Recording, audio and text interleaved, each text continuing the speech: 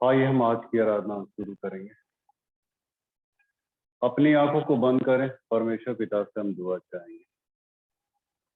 अनुग्रहकारी दीन दयालु प्रेम परमेश्वर, हम तेरा धन्यवाद देते हैं प्रभु जी कि तूने आज एक सुंदर अवसर दिया कि आज हम तेरे लोग इस्राएली प्रजा यहाँ पे इकट्ठे होकर हम तेरी स्तुति महिमा करने जा रहे हैं पिता। और इस साल के अंत में जबकि हम पहुंच चुके हैं पिता, और हम तहे दिल से तेरा शुक्रिया अदा करते हैं कि तूने हमें से हर एक की रक्षा रखवाली करते हुए आज की इस तलक तू हमें ले पहुंचाया, ताकि फिर से हम तेरी महिमा को अपने जीवन से, अपने बोली वचन से, अपने गीतों के द्वारा, वचनों के द्वारा हम लोग कर सके। और पूरी आराधना इस वक्त तेरे हाथों में सौंप दे रहे हैं। अपने अगुवाई तले इसे डील करना, ताकि हम तेरी संरक्षण में पूरी महिमा हम तुझे दे सके। छोटी सी दीनी प्रार्थना यीशु के नाम से मांगते सुनो दे। हम गीत नंबर 52 को गाएंगे। गीत संग्रह से 52 52 नंबर गीत हम लोग गाएंगे। आनंद का दिन आ जाया, आनंद का दिन आ जाया है, सब आओ गावे ख्रीस्त की जय। साथ मिल दूतगण ने ललकारा, सुसमाचार सुनाया। सन्ना सन्ना आओ गाओ, सन्ना हो परमेश्वर को। होसना होसना होसना हो परमेश्वर को। सन्ना सन्ना होगा, सन्ना हो परमेश्वर को। होसना होसना होसना हो परमेश्वर को। कन्या मरियम से जय जय, एक बालक उत्पन्न हुआ है। अद्भुत निर्मल और तेजोमय तुम्हारा कुशल आनंदमय। सन्ना सन्ना आओ गाओ, सन्ना हो परमेश्वर को।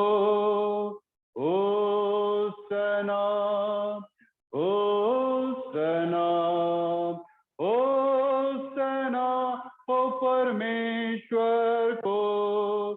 सन्ना सन्ना आओ गाओ, सन्ना हो परमेश्वर को।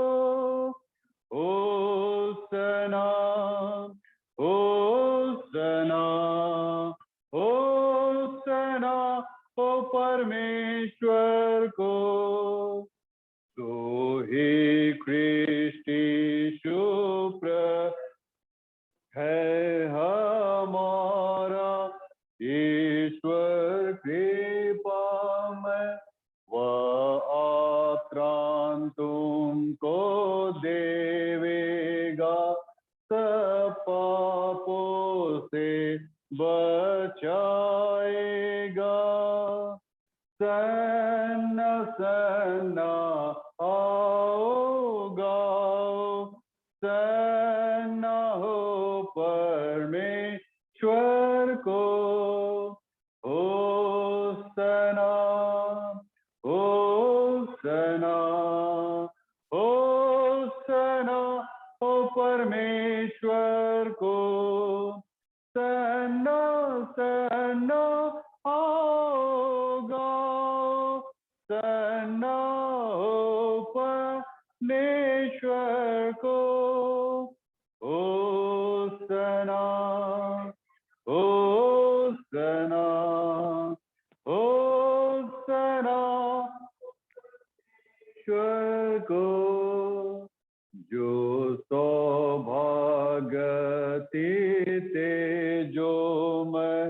स्वर पिता ने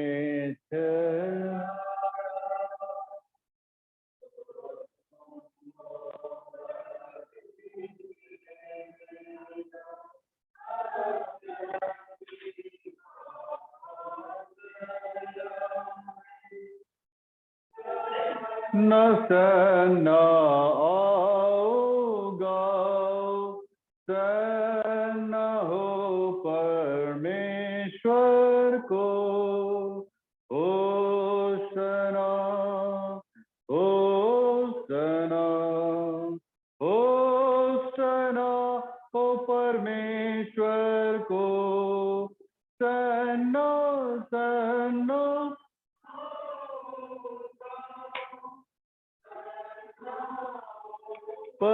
परमेश्वर को होशना होशना होशना परमेश्वर को। अब उसका पता जान रखो एक बालक चरणी में रखो वह जो कपड़े में लिपटा है रोका प्रभु है सन्ना सन्ना आओगा सन्ना हो परमेश्वर को होशना होशना होशना हो परमेश्वर को सन्ना सन्ना आओगा सन्ना हो परमेश्वर को होशना होशना होशना हो परमेश्वर को। हम पवित्र प्रभोज की आराधना विधि को काम में लाएं। क्रम संख्या 3 से हम प्रभोज की आराधना विधि क्रम संख्या 3।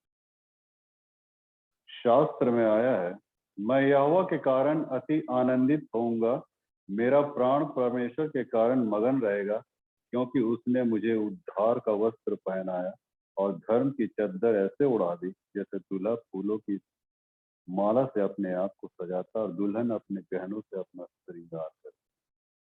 प्रभु यीशु ख्रीस्त का अनुग्रह, परमेश्वर का प्रेम, पवित्र आत्मा की सहभागिता आप लोगों के साथ।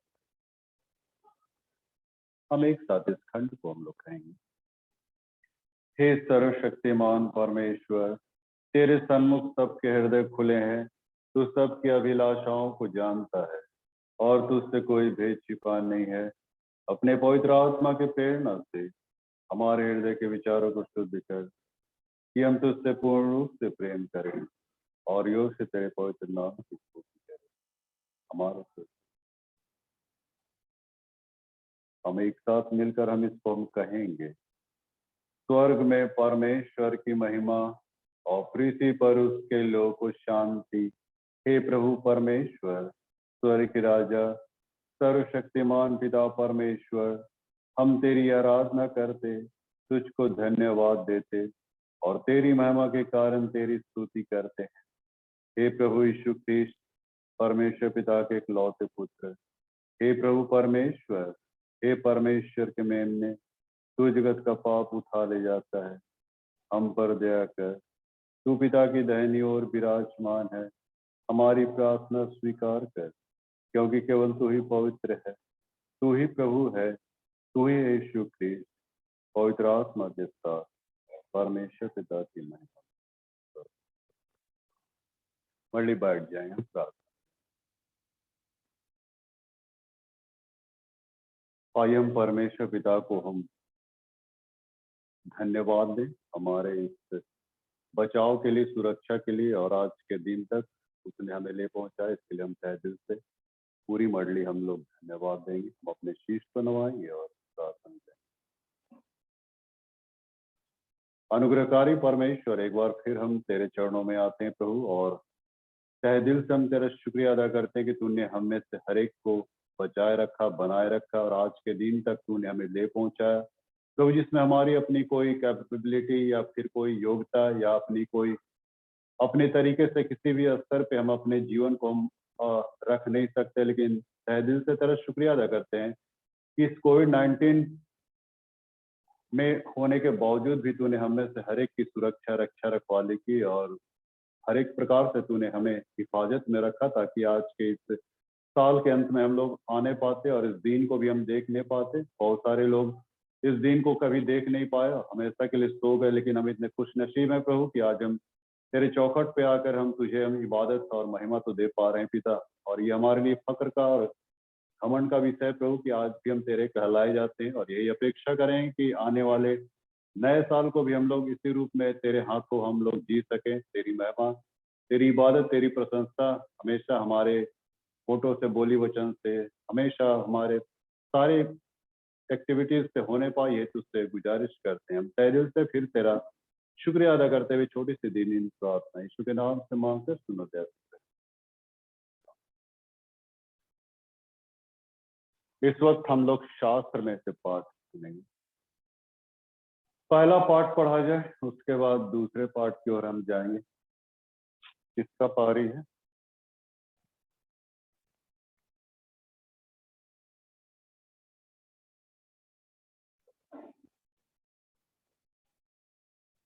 अच्छा ठीक है, तब कोई पढ़ देंगे। पहला इतिहास, सॉरी, यशाया उसका 61 और 1 से 4 तक पढ़ दीजिए। यशाया 61, यशाया 61 अध्याय पहले पद से चौथे पद तक, जिनको मिलता है पढ़ देंगे। यशाया 61 अध्याय 1 से 4।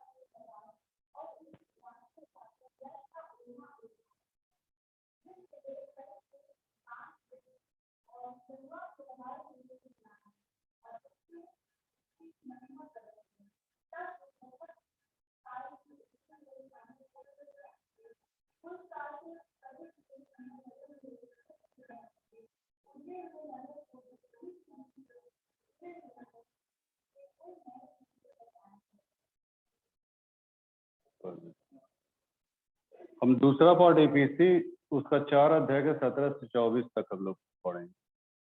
दूसरा पाठ इफिसी की पत्री 4 अध्याय के 17 से 24, इनको मिलता है इफिसी 4 17 से 24।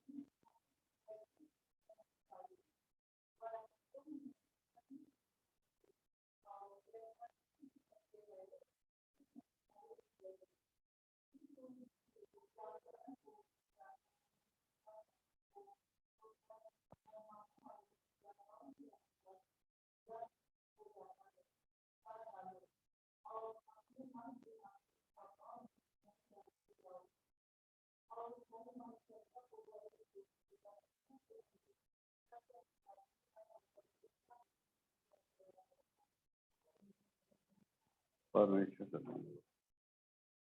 हम दूसरा गीत हम लोग गाएंगे इस छपे हुए कागज से 24 नंबर, गीत नंबर 24। आप लोग कागज तो लाए नहीं होंगे, जो टेबल में पड़ा हुआ है, कल तक इसी कागज से गाएंगे। गीत नंबर 24, धरती पे छाई है खुशी। धरती पे छाई है खुशी, खिल उठा है चमन, पैदा हुआ है यीशु, ये सारा जहां मगन। धरती पे छाई है खुशी, खिल उठा है चमन, पैदा हुआ है यीशु, ये सारा जहान मगन। धरती पे छाई है खुशी,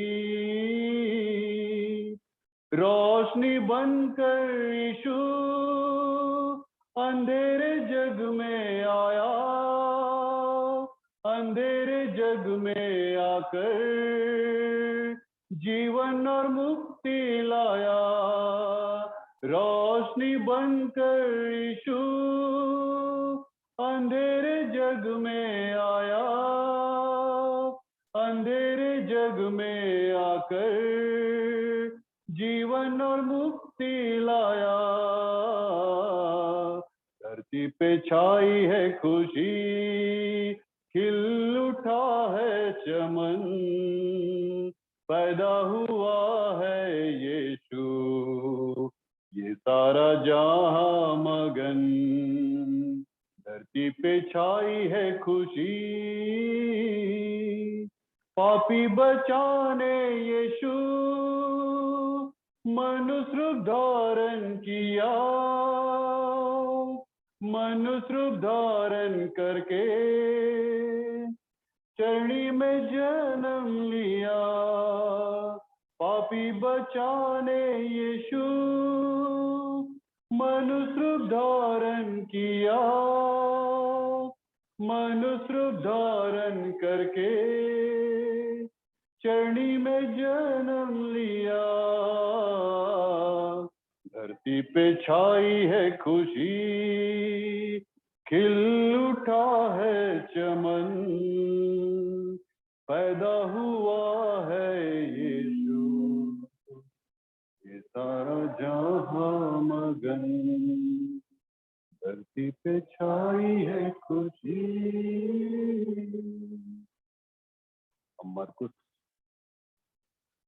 मरकुस के इंजिल हम लोग खोल लेंगे और उसके 10वें अध्याय उसके 46 से लेके हम लोग अंत तक देखेंगे। मरकुस रचित समाचार उसका 10वां अध्याय के 46 पद से लेके अंत तक।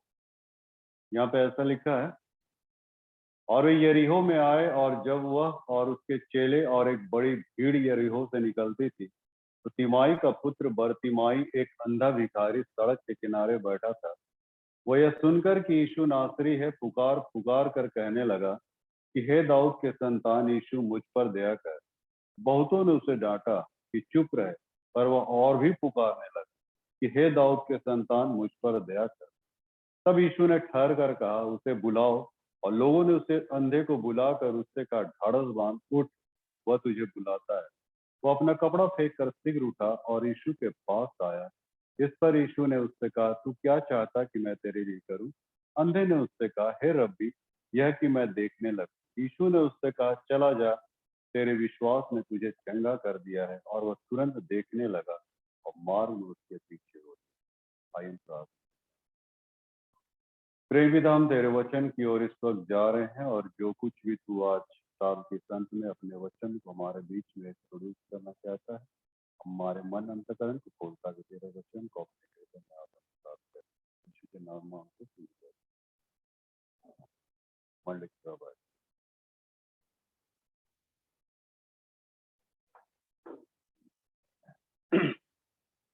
तो आज बड़े खुशी की बात है कि आज हम लोग इस साल के अंतिम क्षण में हम लोग आ गए हैं, है ना। अंतिम दिन, समय, पल पल बदलते जा रहा है और हम लोग 2022 में हम लोग प्रवेश कर जाएंगे कुछ घंटों के बाद।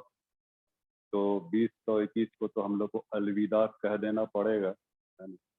कोई भी चीज जब पुराना हो जाता है तो उसको अलविदा कह देते होंगे। आप लोग भी आज नया नया कपड़ा पहन के आए थे, पुराना कपड़ा को लगता है ना डाल दिए हुए हैं ना, चौबाड़ के पानी में डाल दिए हुए हैं ना, सर पर डालते हैं ना, पुराना हो गया था। पुराना कौन पहनता है भैया, नया नया सिलाए हुए तो भैया नया पहनिए कि पुराना पहन। आज सबको एकदम चकचक दिख रहा है। ये वस्त्र जो है, सही में वस्त्र जो है, कपड़े जो है, परिधान है, ये हमारी मूलभूत आवश्यकताओं में से एक है। रोटी, कपड़ा और मकान, है ना। बहुत कुछ अमिताभ की फिल्म देखे हैं, ठीक ठीक पकड़े आप लोग। हाँ। मूलभूत आवश्यकताओं में ये तीन चीजें हैं, बाकी और सब चीज वो सेकेंडरी है। वो सब ज्यादा मायने नहीं रखता जितना मायने ये रोटी, कपड़ा और मकान।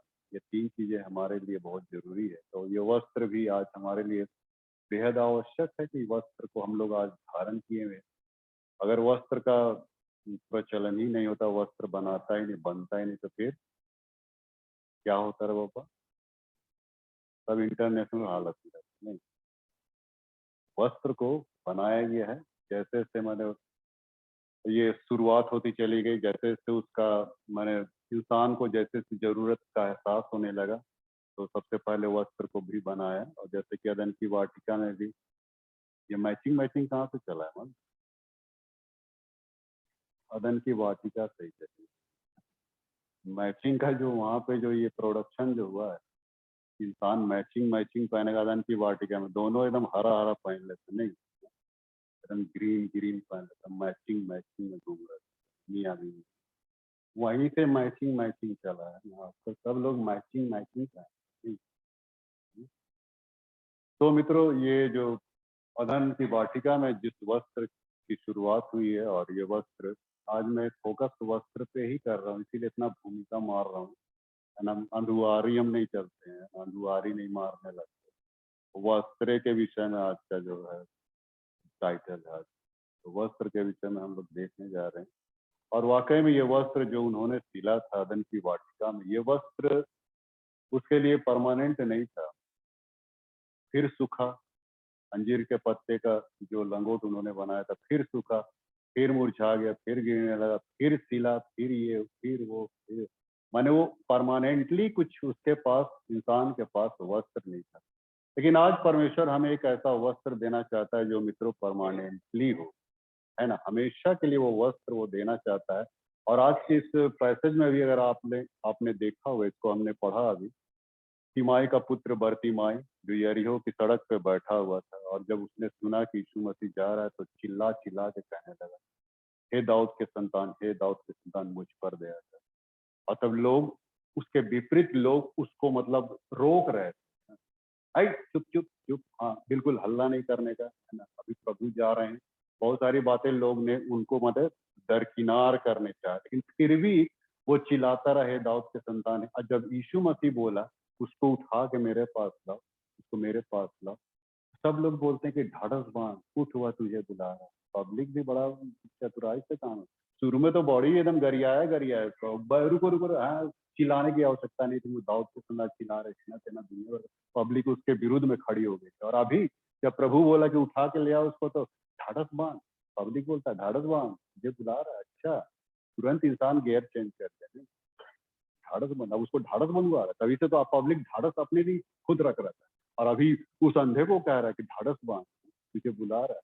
और जानते हैं वो जो भिखारी था, बाइबल कहती 50 पद को आप पढ़िए यहाँ पे, मरकुस 10 का 50 में, वो अपना कपड़ा फेंक कर शीघ्र उठा और यीशु के पीछे चला है, यीशु के पास चला है। यहाँ पे बाइबल इस बात को दिखाना चाहता है कि वो अंधा भिखारी को जब ये आवाज उसको दी गई कि तुम प्रभु के पास आओ, तो वो अपना कपड़ा, वो कपड़ा जिस कपड़े पे बैठ के वो भीख मांगा करता था, अब उस बात का एहसास हो गया कि अब मुझे इस कपड़े की कोई आवश्यकता नहीं, क्योंकि मुझे कौन बुला रहा है, परमेश्वर बुला रहा है।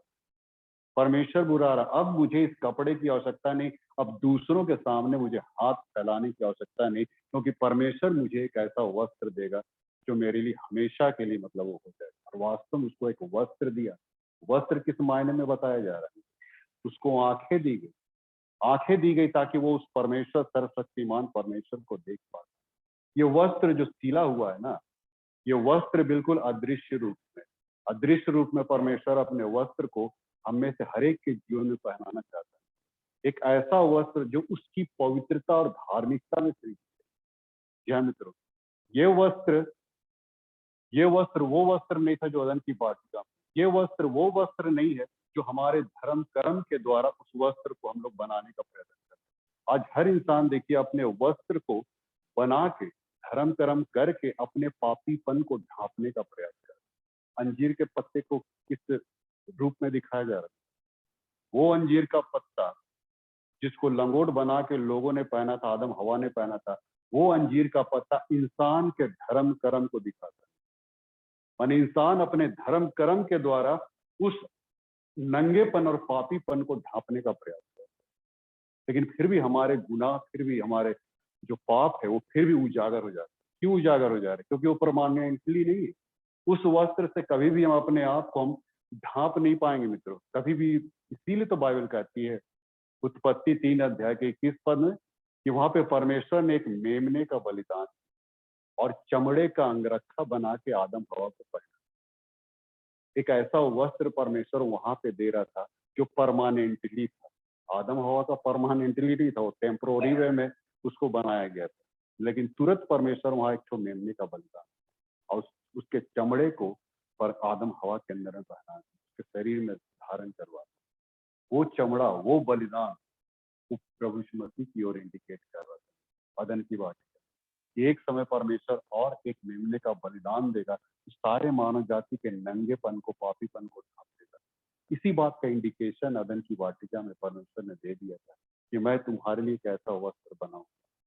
इसी चीज को पौलुस भी यहाँ पे कहता है, इसी के पत्री उसका 4 अध्याय 22 पद से जो हम लोगों ने पढ़ा, लिखता है कि तुम अगले चाल चलन के पुराने मनुष्यत्व को जो भरमाने वाली अभिलाषाओं के अनुसार भ्रष्ट तो उतार डालो और अपने मन के आत्मिक स्वभाव में नए बन और नए मनुष्यत्व को पहने जो परमेश्वर के अनुसार सत्य की धार्मिकता और पवित्रता में सृजा है।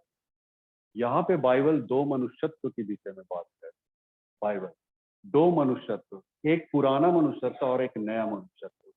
पुराना मनुष्यत्व जो अदन की वाटिका आदम के द्वारा मिला था, वो पापी स्वभाव जो हमारे अंदर में आया था, वो पुराना मनुष्यत्व, वो ऐसा वस्त्र कहना चाहिए हमारे अंदर में आया था, ये पुराना मनुष्यत्व। और वो लिखता है कि पुराना मनुष्यत्व जब तक इंसान पुराने मनुष्यत्व में रहेगा, उस कपड़े में रहेगा, उस वस्त्र को धारण किए रहेगा, परिधान को धारण किए रहेगा, तब तक उसके अंदर से कोई अच्छी बातें नहीं निकलती। गलाती 5:22 में लिखा है, शरीर के काम तो प्रकट है, उससे बहुत सारी बातें निकलती है, क्रोध, विरोध, फूट, ईर्ष्या, घमंड, लोभ, व्यभिचार, बहुत कुछ ऐसी बातें उस पुराने वस्त्र से, पुराने मनुष्यत्व से निकलती जो अदन की वाटिका से आदम के दौरान। लेकिन यीशु मसीह यहाँ पे बता रहा है कि नए मनुष्यत्व को पहन। ये नया मनुष्यत्व किसको दिखाया जा रहा है या कौन बनाया नया मनुष्यत्व को? नया मनुष्यत्व परमेश्वर की पवित्रता और धार्मिकता को दिखाता है। वो नया मनुष्यत्व परमेश्वर इंसान के जीवन में धारण करवाना चाहता है, उसको डालना चाहता है, उस नए मनुष्यत्व को। उसके बाहरी जो ये मनुष्यत्व है, उसका आंतरिक मनुष्यत्व है ना, बाहरी नहीं, आंतरिक मनुष्यत्व। बाहरी मनुष्यत्व तो हमेशा मतलब गलत राह पे हमें, शरीर बाहरी मनुष्यत्व है, शरीर हमेशा गलत ट्रैक पे ही ले जाता है। लेकिन नया मनुष्यत्व जो है परमेश्वर की जो पवित्रता धार्मिकता में सृजी जाती है, वो हमेशा आपको अच्छे रीति से, आपको अच्छे ट्रैक में ले जाएगी, माने आपको गाइड करेगी। आपके अंदर एक ऐसा स्वभाव आए, नया मनुष्यत्व में वही चीज होता है। परमेश्वर जब अपने वस्त्र तो नए मनुष्यत्व में जब इंसान के अंदर में रूप से माने परमेश्वर के रास्ते पे चलने के लिए उसको प्रेरित करता है, उसको गाइड करता है, उस वस्त्र को धारण करके फिर वो सुशोभित होता है। बाइबल कहती है कि जहां जहां वस्त्र की चर्चा की गई है, उसका वस्त्र एक अधिकार को भी दिखाया है। जैसे एलिया जब एलिया जब स्वर्गारोहण होने को था उस समय एलीशा एलीशा वहीं पे खड़ा था और एलिया क्या किया, अपनी चद्दर को एलीशा के ऊपर में ओढ़ा दिया। ये क्या दिखा रहा, मतलब मैं तुमको अधिकार दे रहा हूँ, एक ऐसा अधिकार जिसको तुम पा के तुम परमेश्वर की महिमा के लिए इस्तेमाल किए जाओगे। ये राइट्स एलिया उसको दिया। बाइबल कहती, बाइबल को पढ़ेगा, दुगना राइट्स दिया एलिशा को, एलिया से दुगना राइट्स, दुगना अधिकार उसको मिला। वही वस्त्र को उसने धारण किया, चद्दर को ये नहीं था कमती, वो उसमें ये नहीं था कमती, मैंने बड़ी बात नहीं की चद्दर, वो साधारण चद्दर नहीं। ये जो कुछ भी देता दिया जाता है मित्रों, वस्त्र, नया वस्त्र या नया मनुष्यत्व या पवित्रता और धार्मिकता में जो सृजा जाता है, ये चीज मतलब इंसान के जीवन में परमेश्वर डालना चाहता है नए मनुष्यत्व को, ताकि सही रूप से वो मसीहत को जी सके, वो चल सके। इसलिए नए मनुष्यत्व को बनाने के लिए यीशु मसीह को कलवरी क्रूस पे जाना पड़ा, जिसके चलते वो लहू के द्वारा इंसान के वस्त्र जो होते हैं शुद्ध होते हैं। बाइबल क्या कहती है, अपने मसीह यीशु के लहू से अपने वस्त्र को तुम धो दो। अभी बाइबल कहती है, प्रकाशित वाक्य में लिखा है, वे सब अपने अपने वस्त्र को मसीह यीशु के लहू से वे लोग धोकर शुद्ध किए, साफ किए। कौन लोग? जो पवित्र लोग हैं, जो बचाए गए लोग हैं, जो जो परमेश्वर के से उद्धार पाए हुए लोग हैं। ऐसे लोग माने यीशु के लहू से वो वो बचाए गए लोग हैं, उससे श्वेत सफेद किए गए लोग हैं। ऐसा माने श्वेत कर देता, सफेद कर देता। बहुत लोग इसको बाहरी रूप से इस वस्त्र को ये करता है। मुरहू में जब हम मुरहू की बात मैं बता रहा हूँ, मुरहू की जब मैं बात बता रहा हूँ, मुरहू में मैंने वहाँ के पादरी साहब ने एक बार एक अनाउंसमेंट कर कि सब लोग सफेद सफेद वस्त्र पहनते हैं, एक एक संडे, और हर लोग वहाँ पे सफेद वस्त्र पहन, क्योंकि सफेद वस्त्र वाले सब उठाए जाएंगे ना, जिसके श्वेत वस्त्र, ये शाब्दिक अर्थों में ना ले, जो माने नए मनुष्यत्व में सिरजे गए, ऐसे धारण किए हुए परिधान जो धारण किए वैसे लोग उठाए जाएंगे, उन लोग शाब्दिक अर्थों में लेते। और सब कोई, सब चर्च के लोग सफेद सफेद वस्त्र पहन के आए, वैसा नहीं है। ये वस्त्र को हम शाब्दिक अर्थों में ना, ये एक ऐसा वस्त्र है जो परमेश्वर हमें, यशाया नबी में अभी हम लोगों ने पढ़ा ना, यशाया नबी को भी परमेश्वर ने 61 अध्याय में, यहाँ पे बाइबल ये कहती है,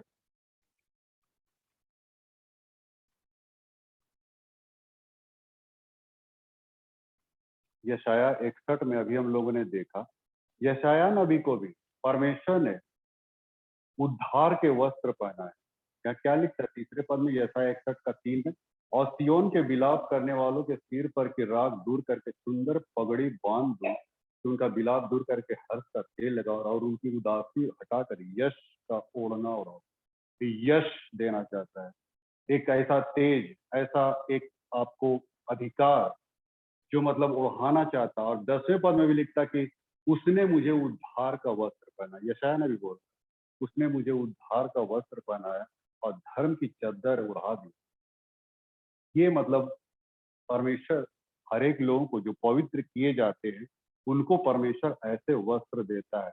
और प्रकाशित वाक्य में भी 19 के 8 में भी लिखता है, और उसको शुद्ध और चमकदार महीन मलमल पहनने का अधिकार दिया है इन लोगों को, जो लोग पवित्र किए जाते हैं। क्योंकि उस महीन मलमल का अर्थ है पवित्र लोगों के धर्म के काम, पवित्र जो किए जाते हैं उनको परमेश्वर ओढ़ा देता है ना, उसको ढांप देता है सफेद वस्त्र, श्वेत वस्त्र से।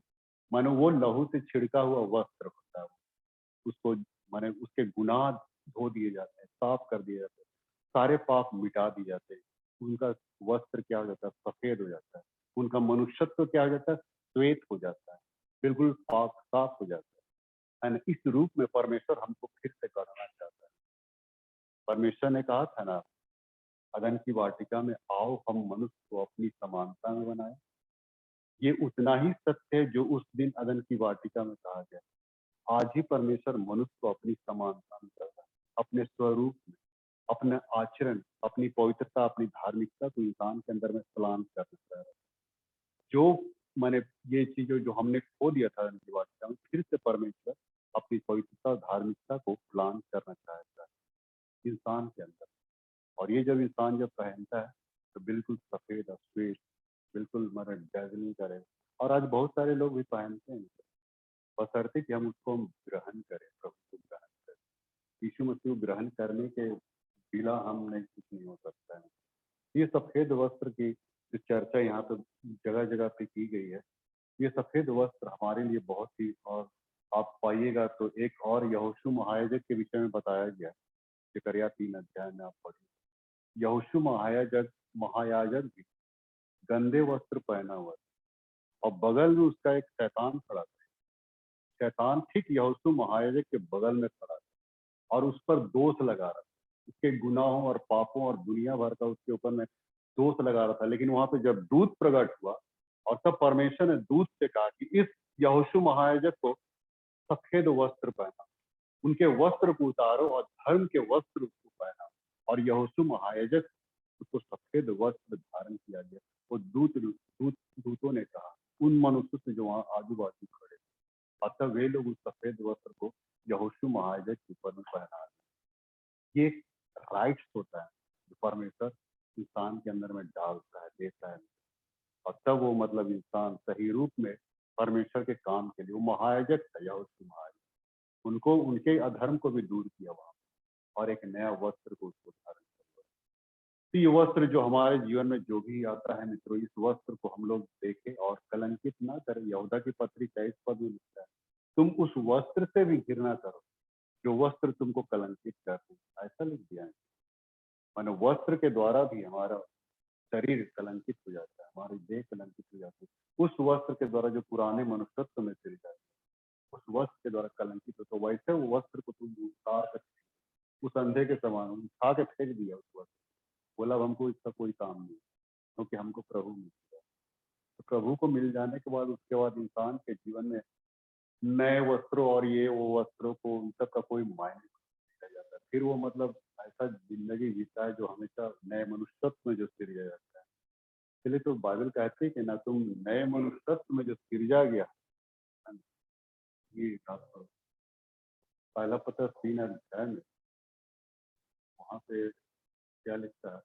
पहला पत्र का 3 अध्याय में, तुम्हारा श्रृंगार दिखावटी न हो, अर्थात बाल गूंथने सोने के गहने भांति भांति के कपड़े पहनना, ऐसा परमेश्वर की दृष्टि में माने सही नहीं है। बाइबल में चौथे पद में कहता, पहला पत्र 3:4, वरन तुम्हारा छिपा हुआ और गुप्त मनुष्यत्व नम्रता और मन की दीनता की अविनाशी सजावट सज्जित रहे, क्योंकि परमेश्वर की दृष्टि में इसका मूल्य बड़ा है। आपके आंतरिकता को देखना चाहता है, नए मनुष्यत्व को देखना चाहता है। बाहरी ताम झाम से परमेश्वर को कौनो मतलब है ना। आपका आंतरिक मनुष्यत्व जो नम्रता और दीनता में सृजा गया है, ऐसा वस्त्र जो आपने धारण किया है, नम्रता और दीनता, बिल्कुल नम्र दीन अपने जीवन को रखे, इस माने जीवन को प्रभु देखना चाहता है। और तब ये दृष्टि में इसका मूल्य बड़ा परमेश्वर के दृष्टि। इसलिए तो नीति वचन 21:30 में भी लिखता है ना, शोभा तो झूठी सुंदरता व्यर्थ है, लेकिन जो लोग परमेश्वर का भय मानते, सिर्फ स्त्री के लिए नहीं, स्त्री पुरुष, जो लोग परमेश्वर का भय मानते हैं, परमेश्वर उसको बहुत है ना।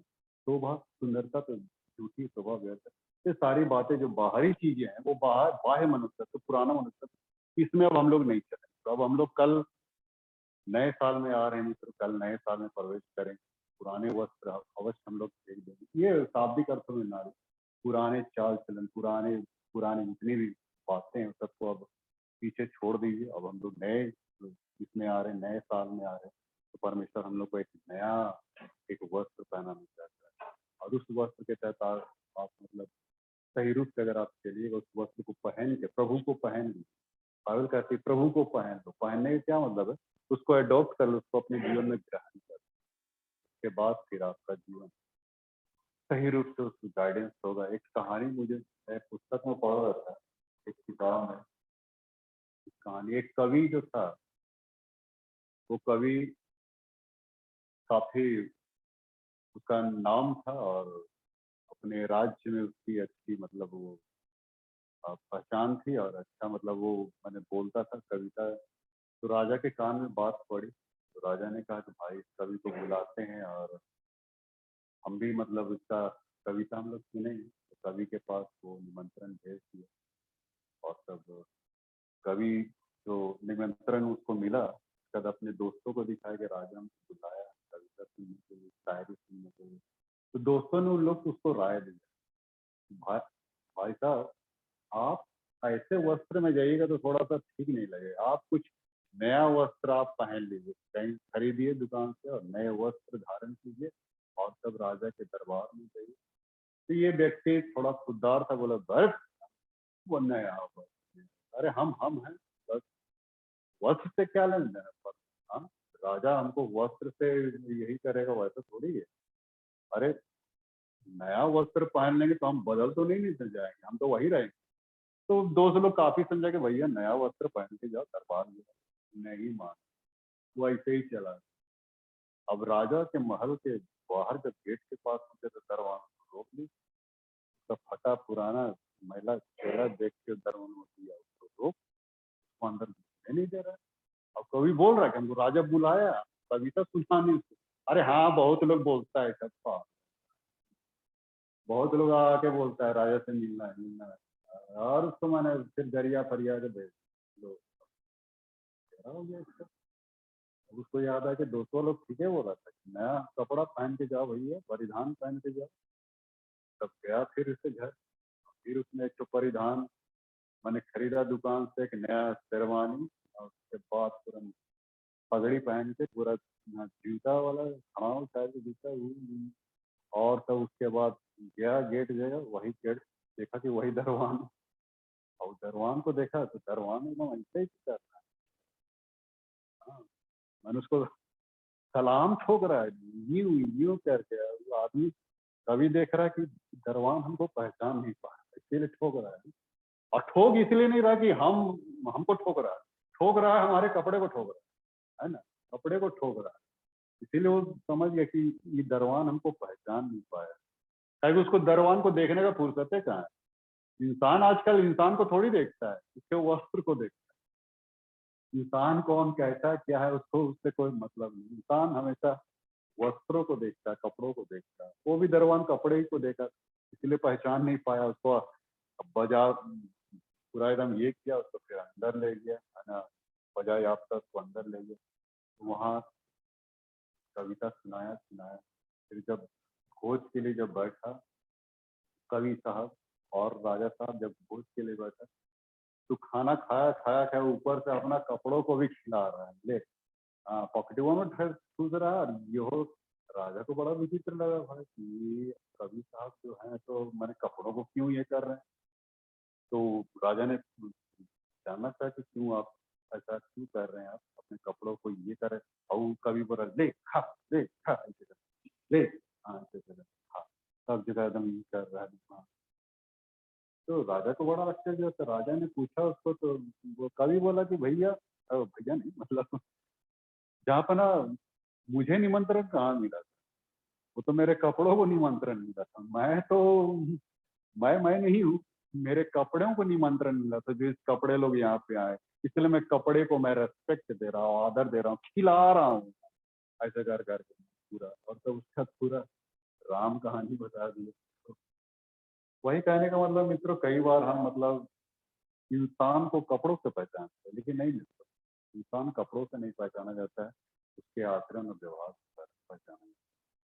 इंसान की पहचान यही है, उसकी एक्टिविटीज क्या है, उसके नेचर क्या है, उसका स्वभाव क्या है, इससे इंसान पहचाना जाता है, कपड़ों से नहीं पहचाना जाता। इसीलिए परमेश्वर हमें एक नया मनुष्यत्व देना चाहता है, जो आपके अंदर उतारेगा, आपके शरीर में आपका देह धारण करवाएगा। वो आपका नया मनुष्यत्व जब आएगा, नया कपड़ा, नया वस्त्र, नया परिधान, तब आप माने श्वेत कहलाएंगे, पवित्र कहलाएंगे, पाक कहलाएंगे, और आपका जीवन, आपकी एक्टिविटी, आपका सब कुछ, बोली चाली, सब कुछ बदलते चला जाए। और ये नए साल में हो सकता है, जब भी हो सकता है, तब भी हो सकता है। परमेश्वर पिता को आप अपने जीवन में स्थान देने करो और आपके जीवन को मोल्ड करेगा, बदलेगा, और एक नए साल हो जाए, एक नए जीवन, एक नया प्राण, एक नई आत्मा, एक नया शरीर, मन, आत्मा, प्राण। और यही आपके लिए सबसे बड़ी लियाकत होगी, सबसे बड़ी आपकी उपलब्धि होगी कि आप परमेश्वर के वचन को तो परमेश्वर आप कहोगे बहुत अच्छा आगे। प्रेम पिता, हम तेरा धन्यवाद देते हैं कि तूने आज अपने वस्त्र को हमारे बीच में रखा। तूने श्वेत वस्त्र भी पहना हुआ था, और श्वेत वस्त्र पाक साफ स्वच्छ निर्मल चीज को दिखाता था जो तू हमें धारण करवाना चाहता। और तूने ऐसा करवाया, चाहे वो यहोशू महाराज हो, चाहे एलीशा हो, चाहे और भी बहुत सारे लोग जिनको तूने श्वेत वस्त्र दिया। आज फिर से हमें एक श्वेत वस्त्र की आवश्यकता जो तेरे लहू से धोया गया है पिता, लहू के द्वारा धोया गया वो वस्त्र हमें तरह के जीवन और आशीष को बदलेगा। और ये हमारे लिए बहुत बड़ी आपकी प्रार्थना सुना गया।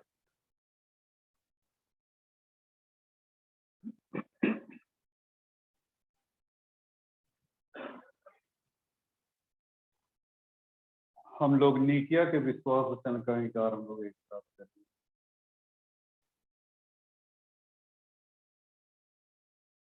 नीकिया के विश्वास में हम एक परमेश्वर सर्वशक्तिमान पिता पर विश्वास करते हैं। वह स्वर्ग और पृथ्वी का और समस्त दृश्य अदृश्य वस्तुओं का करता है। हम एक प्रभु यीशु ख्रीस्त पर विश्वास करते हैं। वो परमेश्वर का इकलौता पुत्र, सरयुगों से पहले पिता से उत्पन्न, परमेश्वर से परमेश्वर, ज्योति से ज्योति, सत्य परमेश्वर, कीर्त नहीं वर्ण उत्पन्न है। उसका और पिता का तत्व एक है। उसी के द्वारा सब वस्तुएं बनी। हम मनुष्यों के लिए और हमारे उद्धार के निमित्त वो स्वर्ग से उतर आया। पवित्र आत्मा के सामर्थ से वो कुमारी में जन्मा और मनुष्य बना। पिलातुस पिलातुस के शासन में वो हमारे लिए क्रूस पर चढ़ाया गया। उसने दुख भोगा, वो मरा और गाड़ा गया। और सास के कथन के अनुसार वह तीसरे दिन जी उठा। वो स्वर्ग पर चढ़ गया और पिता की दाहिनी ओर विराजमान है। वह जीवितों में तुम का न्याय करने के लिए महिमा के साथ गिराए, और उसके राज के कभी अंत न होगा। हम पवित्र आत्मा पर विश्वास करते हैं। वह प्रभु और जीवन दाता है। वह पिता से निकलता है। पिता और पुत्र के साथ उसकी आराधना स्तुति की जाती है। वह नबियों के द्वारा बोला। हम एक पवित्र सालकी का प्रेरित कलीसिया पर विश्वास करते हैं।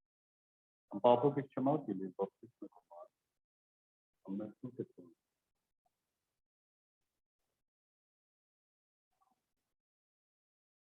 हम लोग गीत गाएंगे। इस छपे हुए कागज से गीत नंबर 21 गाएंगे, और इस गीत के समय हम लोग दान अर्पण करें।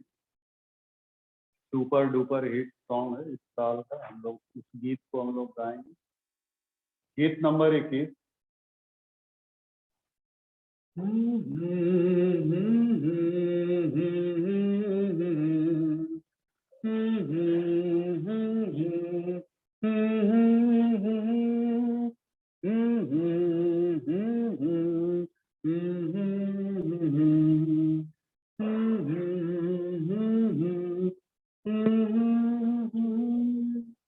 चुप है चंदा, चुप है तारे, जन्मा है जन्मा मसीहा, रात के खामोशी में, रात के खामोशी में।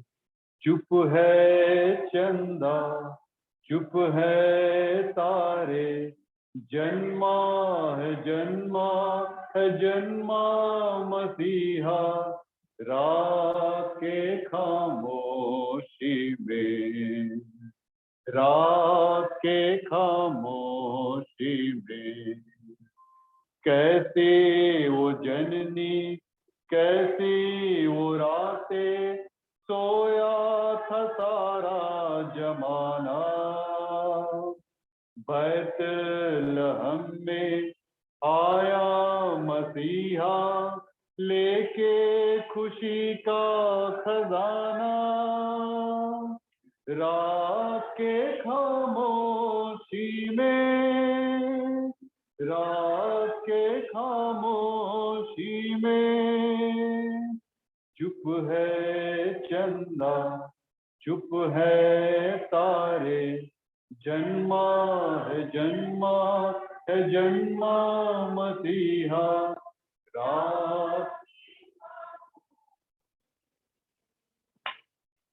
रात के खामोशी में। रातों में आके रातों में गा के दूतों ने सबको जगाया। शांति का दाता, यीशु का स्वामी, हमको बचाने वो आया। रात के खामोशी में, रात के खामोशी में, चुप है चंदा, चुप है तारे, जन्मा है जन्मा मसीहा, रात के खामोशी में, रात के वही है राजा, वही है प्रभु, दिल में हम उसको जगा दे। जीवन का स्वामी, प्राणों से प्यारा, नाम से हम बना ले।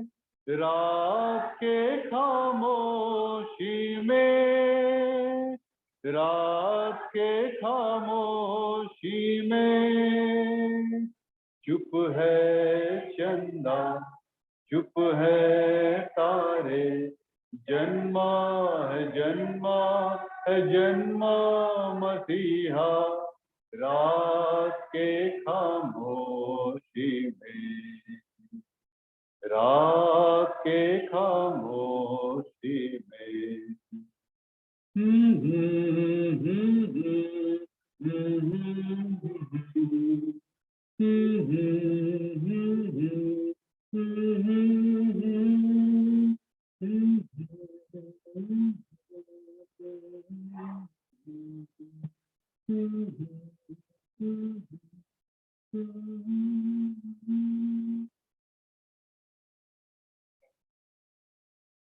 हम प्रभोज की आराधना विधि क्रम संख्या 27 एक साथ हम सर्वशक्तिमान परमेश्वर, जगत के सृष्टिकर्ता, सब वस्तु तुझसे प्राप्त होती है और तेरी संपत्ति में हम तुझको भेज रहा। हम तुझसे विनती करते हैं कि तू इस दान को और रोटी दागस की भेंट अपने नाम से और अपने लोग की बताए।